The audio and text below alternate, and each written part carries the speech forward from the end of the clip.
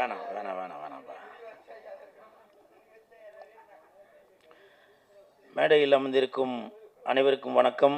பத்திரிகை நண்பர்கள், ஊடக நண்பர்கள், இணையதள நண்பர்கள், பிஆர்ஓ மணி, பிஆர்ஓ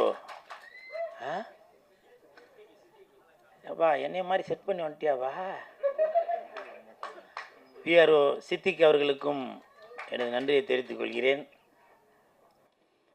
மேடையில் பேசி கைத்தட்டல் வாங்குற அளவுக்கு நான் பெரிய பேச்சாளர் இல்லை, அதனால் தயவு செஞ்சு நீங்களே ஒரு தடவை கைத்தட்டுருங்க. இந்த கைத்தட்டல்கள் அனைத்தும் அனல் மலை அந்த டீமுக்கு தான் போய் சேரும். என் நண்பன் சந்தானம் அவர்கள் நடித்துள்ள படம் டிடி நெக்ஸ்ட் லெவல் நாளை மறுநாள் ரிலீஸ் ஆகுது. அந்த படத்துக்கு பல எதிர்ப்புகள். இந்த நேரத்தில் ஜனசேனா கட்சியின் தலைவர் திரு பவன் கல்யாண் சார், உங்ககிட்ட ஒரு கோரிக்கை ஒன்று வைக்கிறேன். என் நண்பன் சந்தானம் அவர்கள் எப்படி சந்தனம் வாசனையோடு இருக்குமோ அதே மாதிரி தான் என் நண்பன் சந்தானம் அவர்களும் அடுத்தவங்களுக்கு உதவி செய்வதில் இருந்து அவ்வளோ ஒரு நல்லவன் அப்படின்றத நான் கண்டிப்பாக சொல்லுவேன். ஏன்னா நான் கூட இருந்து பார்த்தாலே அப்படிப்பட்டவர். அது மட்டும் இல்லை, சந்தானம் மிகப்பெரிய ஆன்மீகவாதி. சரிங்களா, மிகப்பெரிய ஆன்மீகவாதி சந்தானம் அவர்கள். காலையில் அதாவது சந்தானம் கூட இருக்கவங்களுக்கு தெரியும், அவரோட காரில் எவ்வளோ சாமி ஃபோட்டோ இருக்கும், வேப்பலை இருக்கும், எல்லாமே நானும் கண்கூட பார்த்தாலே சந்தானம் கூட இருக்கவங்களுக்கு அதெல்லாம் தெரியும். அதனால் எப்போவுமே சாமியை இழிவுபடுத்துபவர் சந்தானமே இல்லை, புரியுதுங்களா? அப்படி சாமிக்கு ஏதாவது, தெய்வத்திற்கு ஏதாவது இந்த மாதிரி ஒரு இடையூறுகளோ வேறு ஏதாவது பேச்சு நடந்தால் முதல் முறையாக மட்டுமல்ல எப்போவுமே குரல் கொடுப்பவர் சந்தானம் தான். அதில் எந்த ஒரு மாற்று கருத்துமே இல்லை. ஏன்னா அப்படிப்பட்ட ஒரு ஆன்மீகவாதி சந்தானம் அவர்கள்.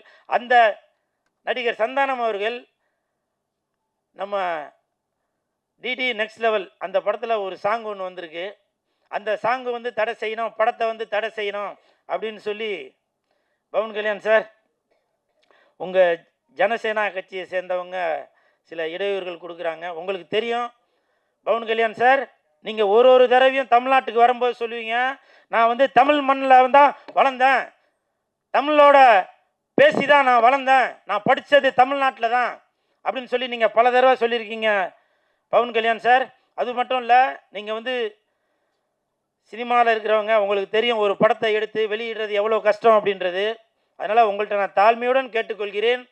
அப்படி நீங்கள் ஒருவேளை இந்த படத்தை நீங்கள் பார்க்கணும் அப்படின்னு நீங்கள் விருப்பப்பட்டீங்கன்னாக்க கண்டிப்பாக என் நண்பன் சந்தானங்கிட்ட சொல்லி உங்களுக்கு ஒரு ஸ்பெஷலாக ஒரு ஷோ ஒன்று போட சொல்கிறேன் சார். நீங்கள் பார்த்த பிறகு கூட நீங்கள் இந்த படத்தை ரிலீஸ் பண்ண சொல்லலாம். ஏன்னா நீங்கள் ஒரு நடிகராக இருப்பதனால் உங்களுக்கு தெரியும் ஒரு படத்தை வெளியிடுறதுல எவ்வளோ கஷ்டம் இருக்கும் அப்படின்றது. அதனால் இந்த கஷ்டத்தை என் நண்பன் சந்தானம் அவர்களுக்கு கொடுக்க வேணாம் அப்படின்ற தாழ்மையுடன் கேட்டுக்கிறேன் சார். அது மட்டும் இல்லை, அவங்க சொல்லியிருக்காங்க தமிழ்நாட்டில் உள்ளவங்க திருப்பதிக்கு வரக்கூடாது அப்படின்னு. சார், சாமின்றது எல்லாருக்குமே பொது தான் சார், பூமின்றது எல்லாருக்குமே பொது தான் சார். அந்த சாமியையும் பூமியையும் யாருமே தடுக்க முடியாது சார். நீங்கள் வேண்டான்னு சொன்னாலும் வீட்டில் பெருமாள் ஃபோட்டோ வச்சு சாமி கும்பிடுவோம், புரியுதுங்களா? வசதி உள்ளவங்க திருப்பதிக்கு போய் கும்பிடுவாங்க, என்ன மாதிரி வசதி இல்லாதவங்க வீட்டில் வச்சு சாமி கும்பிடுவோம். ஆனால் பெருமாள் என்பவர் எல்லாருக்குமே பொது சொத்து சார். அது நீங்கள் தான் வரணும், நாங்கள் தான் வரக்கூடாதுன்னு சொல்ல முடியாது சார் இது. ஏன்னா உங்களுக்கு தெரியும், நீங்களும் ஒரு மிகப்பெரிய ஆன்மீகவாதி. நீங்கள் பல கோயில்களுக்கு போயிருக்கீங்க, நீங்கள் பண்ண விஷயங்களை நான் வீடியோவில் பார்த்துட்டு தான் சார் இருக்கேன். தயவு செய்து சார், இந்த மாதிரி நம்மளுக்குள்ள ஒரு பிரிவினை வேணாம் சார்.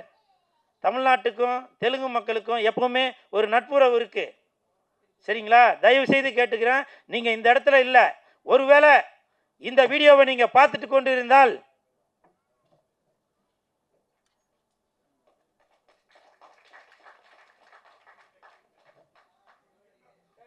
இப்போ நான் இங்கே விழுந்தது உங்கள் காலில் விழுந்திருக்கேன் சார். ஏன்னா நீங்கள் ஒரு மிகப்பெரிய ஆன்மீகவாதி, உங்களுடைய காலில் விழுறதுல எந்த ஒரு தப்பும் இல்லைன்னு நான் நினைக்கிறேன், புரியுதுங்களா? ஒரு சாமியோட காலில் விழுந்ததா நான் நினைக்கிறேன், ஒரு பெருமாளோட காலில் விழுந்ததா நான் நினைக்கிறேன்.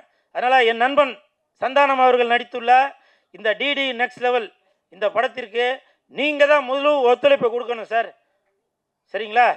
இதுதான் என்னுடைய தாழ்மையான வேண்டுகோள். எப்பவுமே கூல் சுரேஷ் இருக்கிற இடம் ரொம்ப ஒரு ஒரு குதூகலமாக இருக்கும். ஆனால் இன்றைக்கி வந்து இந்த மாதிரி ஒரு விஷயத்த பேச வேண்டிய சூழ்நிலை. காரணம்,